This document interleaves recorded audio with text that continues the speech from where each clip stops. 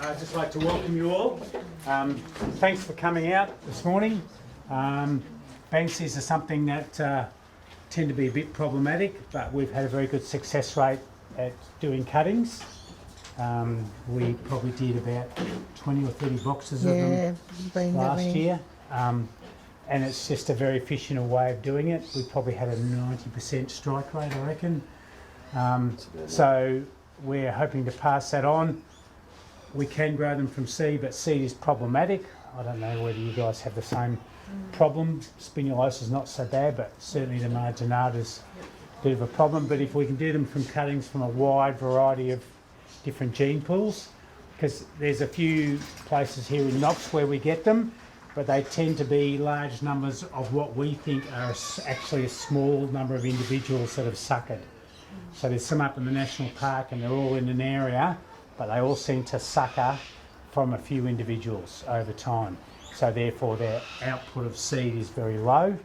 But if we can collect them and those and those and those and put them all together, maybe we can get a bit more of a gene pool. If we can swap our different provinces over and plant them all together, hopefully we might get a better strike rate of our seed or a better seed production from our seed. Just to put on the Banksia marginata that's in the area from, most of you are from the flat that way, even Candlebark, the stuff that way, is the same form of Banksia marginata. Once you go over the hill, it's a little bit different. Mount Evelyn and that side, the actual form changes a little bit.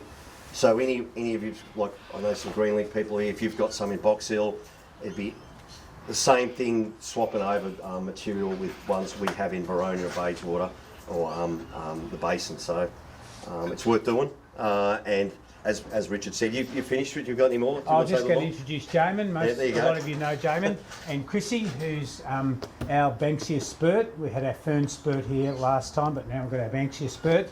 So they'll run you through how to do it, and then you can apply your wares here and enjoy. All right. Okay, so obviously Chrissy's my offsider. What we're looking at doing here, both of us, it's a hands-on. I'll do a little bit of a spiel. Richard's gone through most of it already, so we don't have to talk about that. But look, the main thing I wanted to get across is the reason we're doing the Banksias from cuttings. It's not only so we grow some we can, but the main object of doing them is to get the gene pool of what you got next to each other, so they'll produce seed. Individuals will cross-pollinate. With the Banksia flower, if you don't know, it's only open for a certain amount of time to take the pollen in. So they shut, so they don't cross-pollinate with themselves. So you have to have and you have to have the insect or bird around. So really, you've got to have a big lot near each other and keep your fingers crossed the right pollinators go into that section. So what? Okay, yeah. That doesn't explain why cuttings versus seeds, unless you're saying there's not enough seeds around. Well, we start with cuttings because we've got to get the individuals to start with. And once we can get those individuals next to each other, close enough to each other, they can produce seed. I'm just worried about the fact that, I mean, if you're doing that, then you're getting a lot of genetic similarity, like they're all the same. We are, but for us, we'll just explain with Knox, we've got 5 or 6 spots that they're isolated, and they are definitely different individuals. Once we get those together and then add a gene pool from somewhere else later on, we're getting the cross-pollination and the hybrid vigour. That's what we've been aiming at right from the year go. Here in 2011, we had a rare plant survey done in Knox, and Banksia was, of course, top of the list. And our job was to go around and get every single individual. We had every single individual numbered. Like there was 5 plants at Baronia Primary School. They all were colour-coded. There was 14 at Baronia Heights Secondary College, the old college up there. We numbered each one 1 to 14, and we'd have all the different numbers. And our goal was to get them back into reserves slowly as we build the numbers up and build around with the different gene pool, and hopefully we get the biggest cross-pollination we can and get some hybrid vigour out of them, out of the seed we get, not inbred where we get seeds that come. Because what I reckon, probably the most problem you're going to have with Banksia seed, it's probably close to being inbred. It's probably second cousin over here, the third cousin crossing, and it'll grow, but it may be sterile anyway. It might never go back to actually producing. Whereas we get some from totally different areas and bring them in, near it, that seems to be working. And for us too, as Richard was explaining, we've got French Gully National Park here, we've got Doongala, we've got Bungaluk that have got populations of the same form that we've been bringing back in to cross-pollinate with our few we've got here. I read somewhere that it's actually possums that do most of the possum. It probably is because John Exon, who isn't here at the moment, he has on his property, who did the fern talk the other week, he's one of the places we have got original ones, and there's an original plant there. And the original Banksias grow to 4 metres high, the marginata. It doesn't grow these, they're the suckers, this stuff around it. You see these spindly things growing. And you'll see the difference when you do cuttings from a normal one to a small one. The sucker ones never get very big, but the proper form will grow back to what it should be. And we've had that here. We've got some planted down the back corner down there, and there's one that's massive, and that's off his big one. And you can tell the other ones are off suckers off other places. Yeah, that's it. But when you say sucker form, that is just a small plant that hasn't quite grown as big as the other one? Or is there something different about it? No, what we think it is the plant, the original plant there has died, and the roots are still there, basically like a blackwood, and they're coming up from those. So that will grow to one of these 4 It metre could, trees. but we're finding it's not actually doing that very well. It's more the original ones that are doing it. But if we were to get the seed, I think that'd go back to what it should be. I think we'd get the form back. So we're saying the main goal of doing from cuttings is to get your gene pool as big as you can get it in your area. So if you've only got 5 plants, if you've got those 5 plants together and you're still not getting any seed off them, then it's to go, hey Knox or whoever else, what other ones have you got that are different than we've got, and add them around those. And you're still collecting off your ones. If you like, you're using these as the pollinators coming in. You don't have to collect off our ones. The whole thing about it is to get the gene pool and the hybrid vigour into your plants, and however you do that, just do it. Because this whole area right through here would have had Banksia marginata everywhere, and the birds would have gone hop, hop, hop, hop all the way around, and all the possums, whichever it is. Anyway, I was going about the possums. His big plant is over here, and he's got a little one which sometimes produces seed, and it's usually on the lower branches that are down in the bracket. He pulls the bracket away, and there's some seed pods. They're not up high; they're down there. So it's something that's crawling in under there. Yeah, well, I don't know if I don't think he's got anti-kindness there. It might even be bush rat. Yeah. So it's something like that. It's not, obviously it's not a flying insect, because they're not going to charge under there and go, oh, we're going into that one. So that's the pollination. Other places, I know Liam and I, we were doing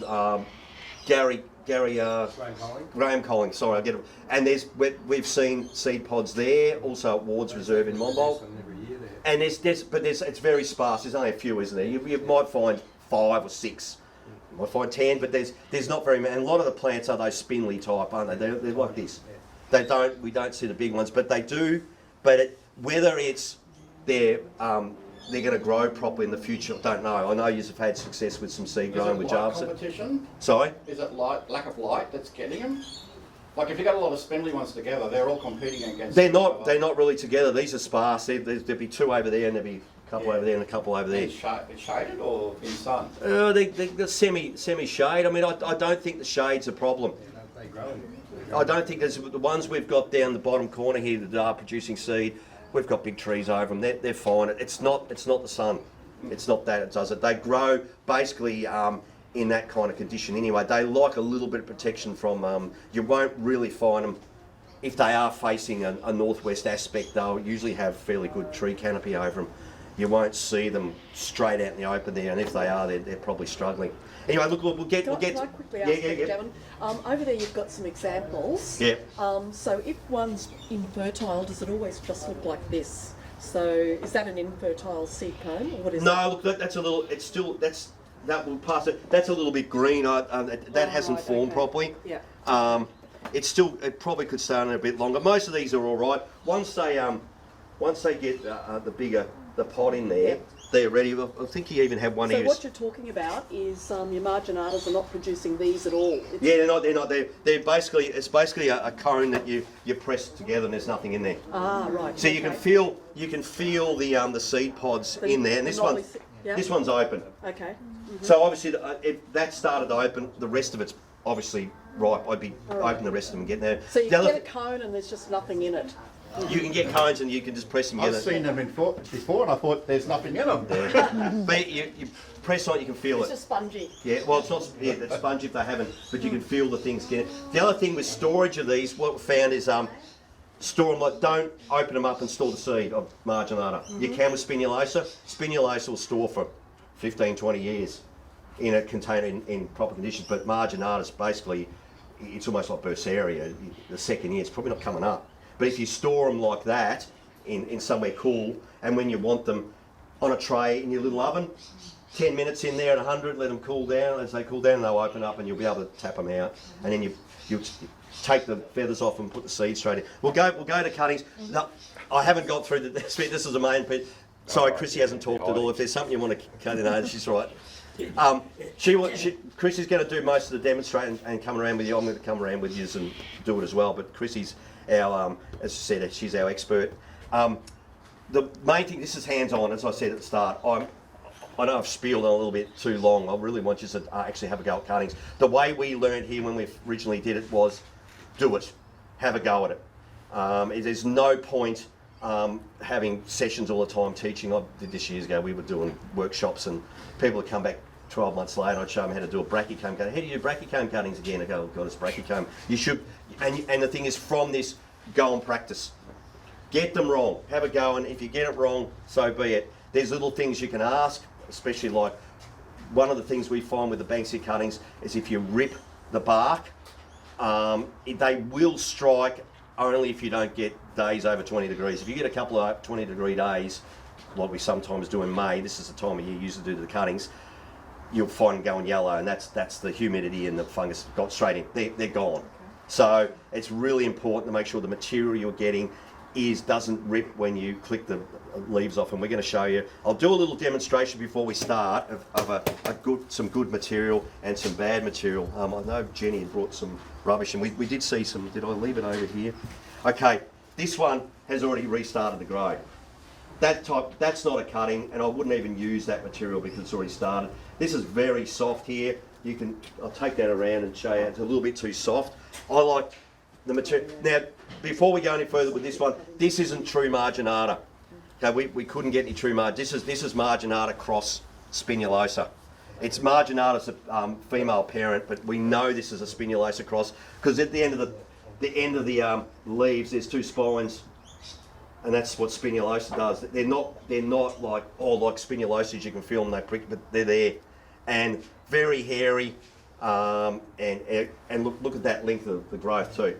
That's spinulosa growth. Marginata will sometimes do this, but not all the time. When you get a whole plant doing it, yeah, that's what it is. But we use this because this is a really good garden form. It's very hardy. It gets through the really hot conditions where we've lost some marginatas in really hot days in some of our areas here, in the dry areas we have here. But this one seems to get through. So what you're looking for is you're looking for the material like this time of year. Really, we're hoping for some rain before you go and get cuttings. Unfortunately, we haven't had rain for a few weeks. If we get rain in the next couple of weeks, the day or two after that's the day to go and get these cuttings because the moisture's in the plant. You've got the best chance of striking is then. So when we do a cutting, taking the top off it, I like to go about halfway and we put our thumb on the leaf so it's 9 degrees. If it clicks, it should click. They're clicking off, these ones, it clicks. So when you push your finger down, it just breaks off. So the pedicle where it's attached to the stem is just breaking away. You're not ripping it off, like producing a heel. It's just breaking off exactly around that. So when if you've done Asteraceae cuttings, and you do something like a Cassinia aculeata, and it's a fairly big cutting, and you cut, and you get a nice round cut where you cut. I know I used to try and do that all the time with them because I know that it's because that's a clean cut, and that's basically what you're getting. You get a clean break there, and it won't infect the plant. You aren't breaking up the bark material, so the water won't penetrate in there. Whereas if I rip it down like that and I make a heel out of the leaf, there's room there for the water to go into and penetrate into the cutting, and that's what rots them in the humidity. You'll get away with it, as I said, if we get cool days for the next couple of months, but usually that's not the case in May. We usually have a couple of 25 to 30 degree days, and that's what we'll do, Jamin. It's done us in the past. The other thing is, I'm sure you all use bottom heat. Do you use bottom heat? Bottom heat, it's not essential. You can still strike them without bottom heat, but it makes a hell of a difference because you get them through those winter months. Because we're doing them in winter and it goes into that horrible cold conditions. Banksias don't like to be cold and miserable and wet. So if you've got a little bit of bottom heat, it keeps it a little bit drier and it keeps it that temperature at the right where they're going to strike. Whereas if you sit them in horrible wet conditions, you probably find they're just going to rot. You've got to remember these plants, the mix you're putting them into hasn't got any nutrient for them. So this plant's totally depending on what it's got in its bud and in its stem. The other thing I didn't say to you as well, when I look at the cuttings, when I'm taking Banksia cuttings, obviously the new season's growth, but the bud there in the top of the plant there, that's formed. That has swelled to a spot that it's big enough that it's going to regrow. That's when you know the cutting material. Also with normal they bend back.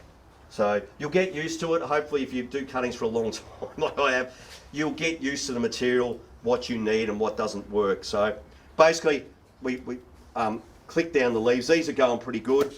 I'll do a cutting. When I do the cutting, I'll just explain this to Chrissy too. If all of you do cuttings here, when you're doing your last cut and you've got your secateurs, make sure your anvil side is upwards like that. Make sure when you're doing cuttings, and if they're not clicking the other way, you can do a cutting. So I've done that, it's a straight cut. And when I'm holding the cutting, we were doing this when I did the cutting workshop, make sure you're moving your secateurs around to where you want to cut. Hold the cutting still. Don't move the cutting around your secateurs because there's your finger. I've just cut my finger. So really careful when you do it. The other way you can do Banksia, if they're not clicking, especially if you've got anvils, you just go straight down into the stem, into the leaf node there, and you should be able to get the blade right in, and it will click it straight off like that for you. So if you've got some that are a little bit softer and they're ripping, do that instead, because you'll go out and get material and, hey, I've got the material already, there's not much we can do now, it's at this stage. We can do it that way too, but I prefer the thumb method and just clicking them off. Once if you do this for a long time and you get used to the material, you go, I know I can do that. I can feel they're clicking off, around. I just rip it off. But I don't want the cutting that long. Again, I want about an 8 to 10 centimetre cutting with marginata. By finding the really long cuttings, if you're leaving them like this, don't do very well. They've got too much to support. You want that little stocky thing. Anyway, we're growing tube stock here. We're not growing 12-inch pots. So we want the plant to look like a nice little plant like that. We don't want something that's like this in a tube, that's one single stem, that it's a flagpole.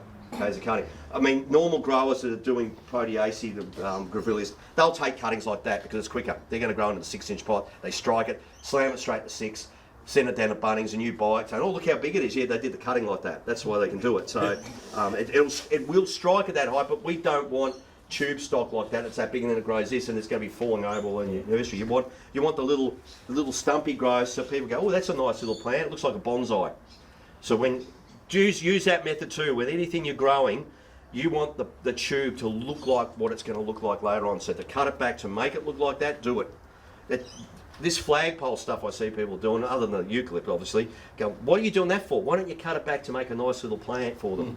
The side, especially something like Cassinias and that, if they're like that, they will get a leader later on, and you won't even notice that it was done like that. They'll get a leader and they'll be a plant like this with one thing. But oh geez, I cut that back originally, but it'll do it anyway. You got any more questions?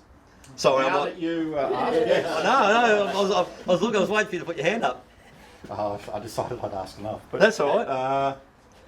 It seems to be very controversial as to whether you cut them like you did, straight across, or on an angle.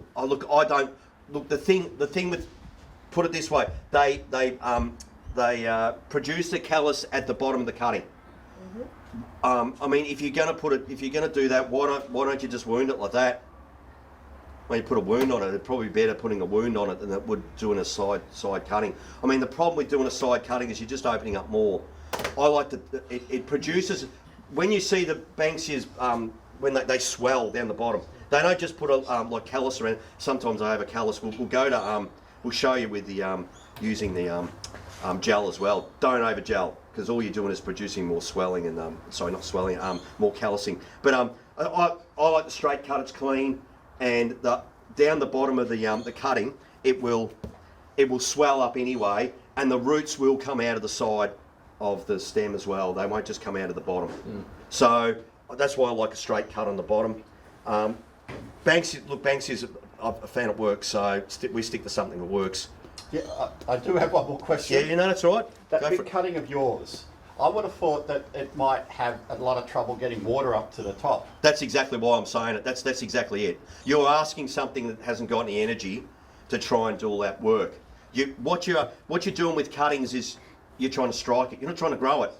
You want roots on it. So the best way you can get roots on it is the way you grow it. Your growing is when you pot it up, not when you're doing the cutting. So the cutting material, you might have a plant that's rare as hell, and you've got to take little piddly, horrible little material off it just to get something so you can get good material off it. Do it. I mean, I know the first year I was at Candlebark, we had to do Luca Pogan cuttings, and we went out. Chrissy came out with us that day. We were up in Hodgkins Ridge, and the material was this horrible dead crap, and probably only got about 50% strike rate on it. But the plants that evolved from those cutting materials is what we got.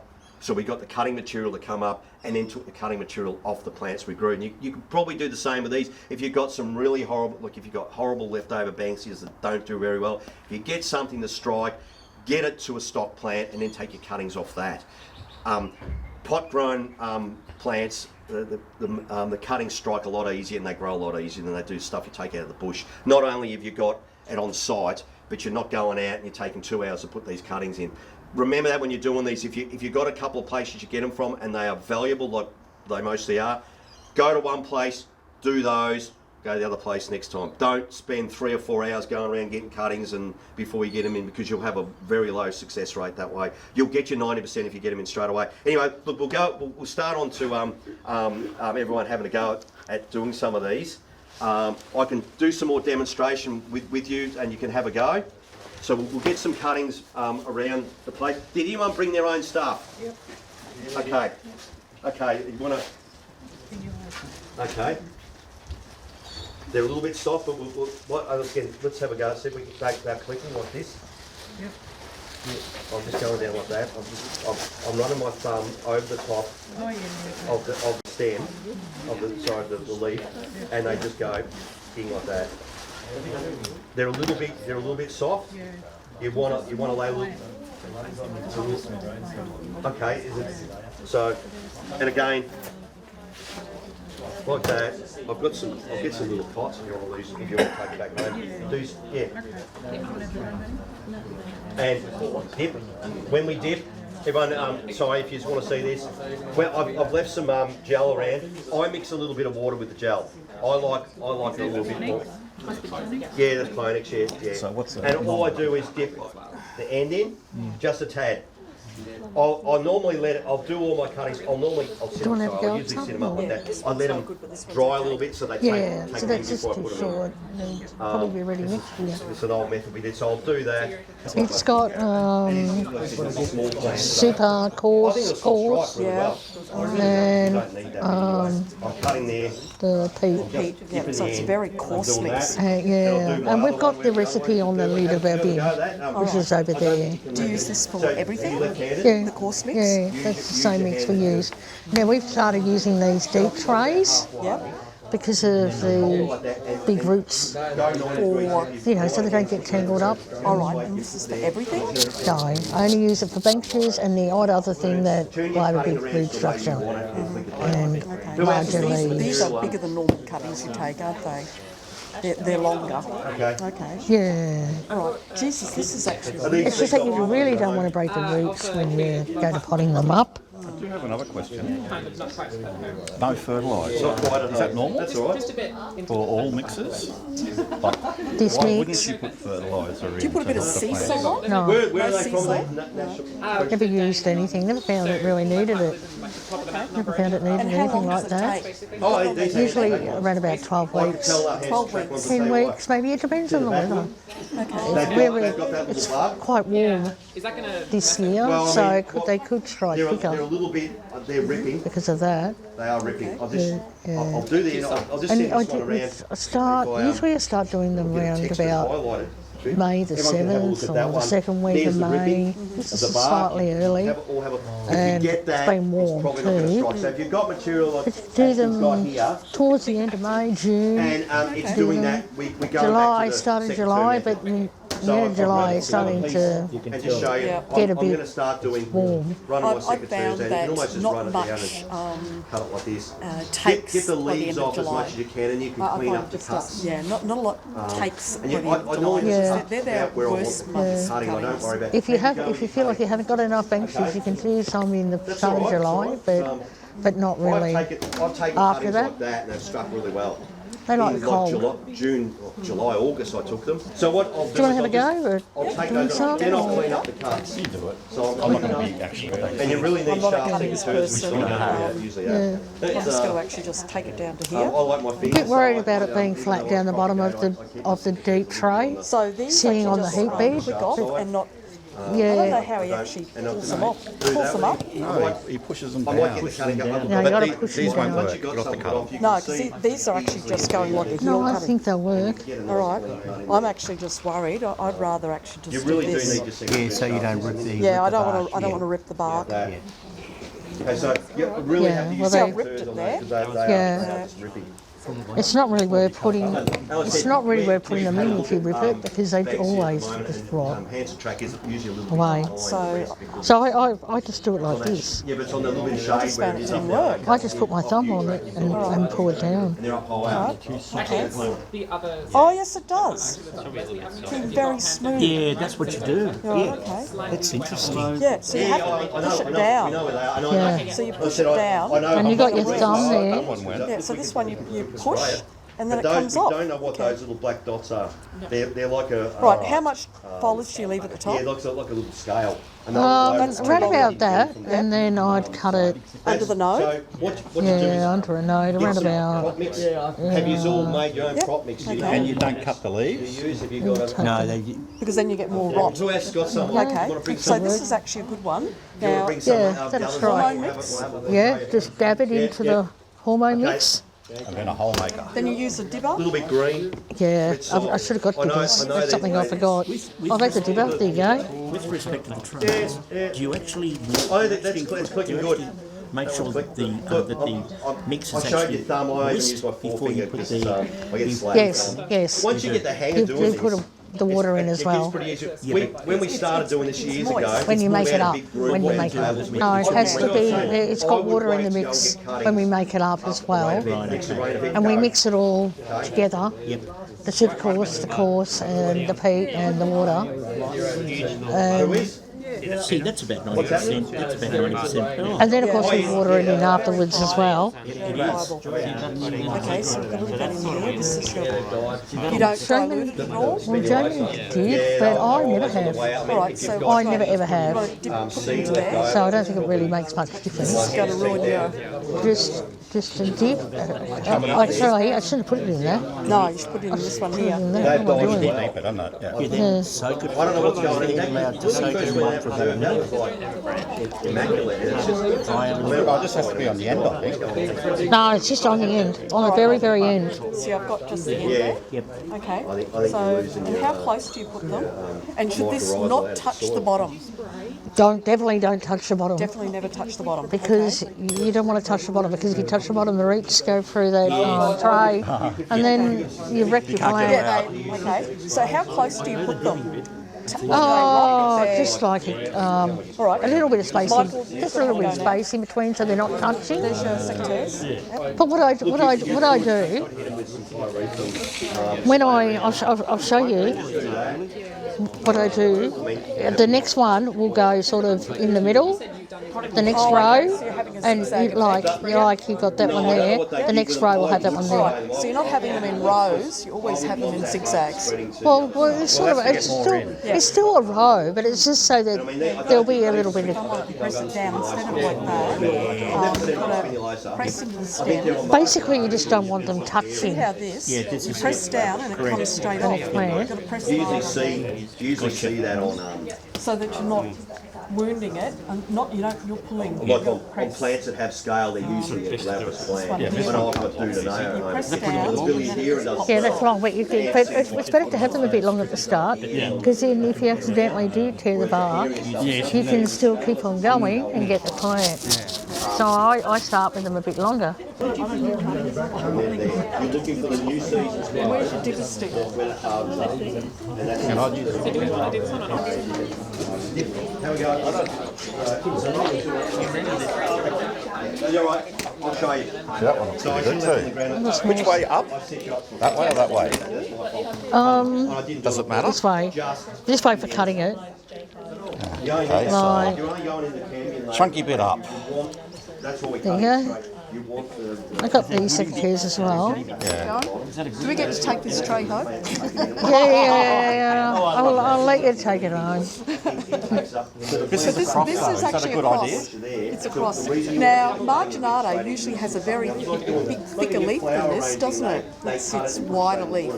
Yeah, but they can vary. All Their right. leaves can vary. And they can look completely different. Can you actually still sow seed at this time of the year? Is it too late? Some people, yeah, it'd probably be too late. Some people sow it in autumn. Some people like to sow it in spring. And put it in the oven, like we've got that little oven. Just make sure if you're doing that, the mix doesn't dry it or. Very small. Yeah, we'll get what you can. The other thing with 10 labour shoots too is that's going to, they have to come back there. They were there. They were down the bottom. It's like Goldilocks. One's just too soft, one's too hard, and one's just right. In with Okay. So this one's a good one. Yeah, that's a good one. Yeah, that's fine. That's a Right. great one. Do you want to cut that one off? Just show us once again the technique once again. That's too long, isn't it? Yeah, it's way too long. Yeah. But I like to get them long, Yep. just so that And then you if tidy them up. gives leeway. Because if I do accidentally tear it, because it is easy to do, you can still get a cutting out of it. You haven't wasted your cutting. Do you ever do a second cutting from the bottom, or it's always the tips, isn't it? Yeah, you can't get two out of it. All right. Never. That's all right. They haven't got any. Because they look like they've got insect damage on them. We'll do that. And you never cut the tops off. No. And Which you never cut the nursery are you leaves. from? Fungal. Bungaloo, So you yeah. never cut the leaves because then you get Never fungal. cut, yeah, fungal never cut the problems. leaves. So just like that. Yeah, that's That's fine. not too leafy. No, that's fine, because all the water, let's just make sure the water gets down to the plant and no cuttings dry out. Now, in the winter time, you put this in a heat bed. Yes. Any particular temperature? I can go down and have a look underneath. Just to interesting for our. Ours is 24. It's 24 C. Would that Yeah, be about enough? 24, 23, 24. Well, I thought ours was a little bit lower than that, actually. I thought ours was generally around about 21, 22, but I'll go and have a look. It's interesting from our point of view because what we don't want is for it to be too hot, and also it just raises the moisture levels, so probably increase crop. What do you think, Linda? Over there. Igloo's beautiful in winter. It's a nice warm environment, that's for sure. Yes, it is. It's all in like a glass house.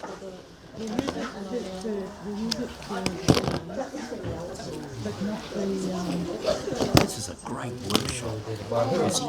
Yeah, it is, isn't it? I'll get to you in a minute. We never used to have this. We used to have a lean-to. Both got some of you from All the. right, I'll just put it. Okay.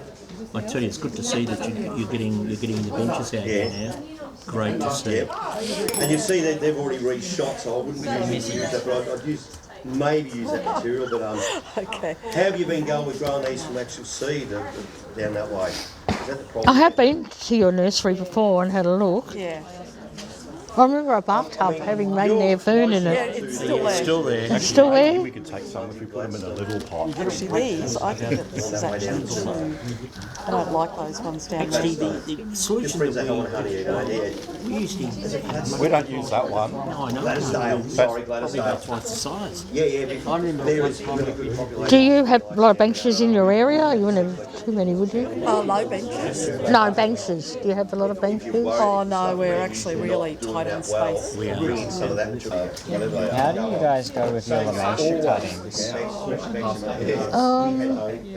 Yeah, we've done some. Yeah, But which Lamatia? The river one or the other one? river one, Miracoides. We don't have a lot of that around. We don't get a lot of cuttings of it, but we've had it. Because we've had to do a bunch this year. I got them to strike pretty easy. They do their seed. I was wounding the stems on them, and I was getting really good strike rates with them. It's got all that. They've been here for millions of years. They know what's going on. It's all fancy. We just Can be from anywhere. put them in the tube. And then also there's other. Oh right, okay. So what you're looking for is one with a bit of a bud at the top. I would try it. I would try it. And make sure, Not too springy. you have to tweak the temperature on that. Yes, I know. Yeah, that's it. They'll cook. See, most of this is. You're going on enough heat See, if it's too springy, just to keep it from going, wood's going under that temperature. So you want to try. but what you've got to be careful of is what Jamin explained is you've got to, when you take the leaves off, what you don't want to do is do what I've just done there is rip it. So what you do, it's probably the best thing to do is just simply use your secateurs, At night. right? Oh, you're not doing it that way, the thumb? It doesn't quite. Yeah, you got to do it like this. Just put your thumb down and just gently pull it down. Eventually you'll get it. It'll, Is that like alright? Or is that yeah, that's all right. That's fine. A lot of people say they can't do it and then go back to the secateurs, but it really is better this way. It's better to just practice. I'll go grab a chopstick. You're plenty. Lay them on it before you put them in the tray. Because you say that's just not quite ready. That's not the stuff you want. And then just lay it on it. All right, we're all fighting for the purple stuff. Is there any And then put them in after. Yeah. So I'll leave a couple of chopsticks. I just do like a handful of them and then put them in, sort of thing. So if I did that, would this help? Well, at least you got to that. It's good when they get to that age, they go and actually, sorry, Scooter died in my car crash, sorry. So it's not a good one, but I can even get away with ripping that because that's not actually ripping them because it's a bit woody. I mean, you can have a go. Here we go. We're using my thumb, clicking down on the leaf adjacent to the stem, and we make sure we're not ripping the bark. We don't want to rip that bark. And if we have troubles with any like that one there, it's not going, I'll use my secateurs, I'll put the anvil up against the stem and I'll clip it off. That one's ripped. So we'll just see, you can see a rip. That will affect the cutting. Okay, so I'm going to get another one, I'm going to try get again, have another go. This material is nearly ready, I'll cut it down to a size, we'll click down. This one's not clicking at all. Okay, it is there, so the material, the cutting is ready at that point. Using my thumb, twisting it around in my thumb, and I'll see if I can. I'll hand clip a couple of these extra ones off. I'll take those off.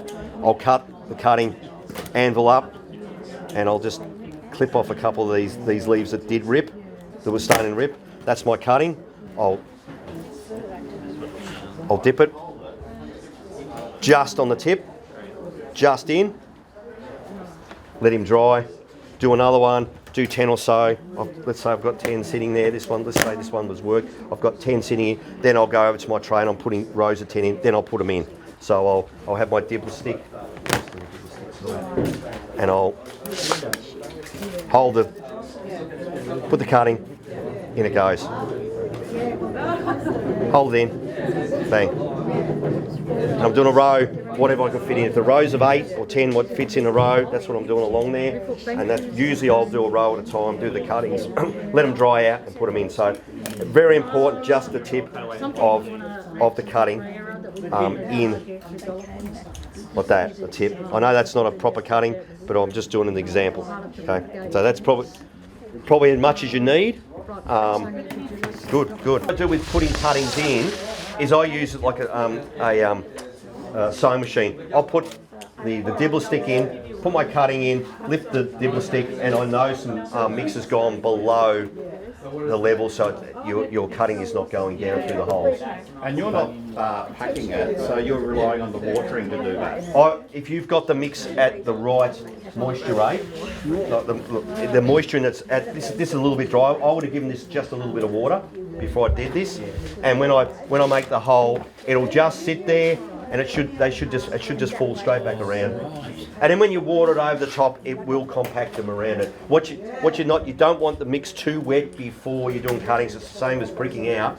If it's really wet and you make a hole and it stays open as a hole, you think you fill up, but you might leave an air gap around some of that cutting, and that's where it dries and dies. We've got morning tea available over here. Right, so thanks to Chrissy and Jamin. If you want to come back after morning tea and continue your fine work, that's great. Our round morning, just after morning tea, if anyone wants, most of you have been around the nursery, but I'm happy to run a tour for anyone who hasn't been here before or would like an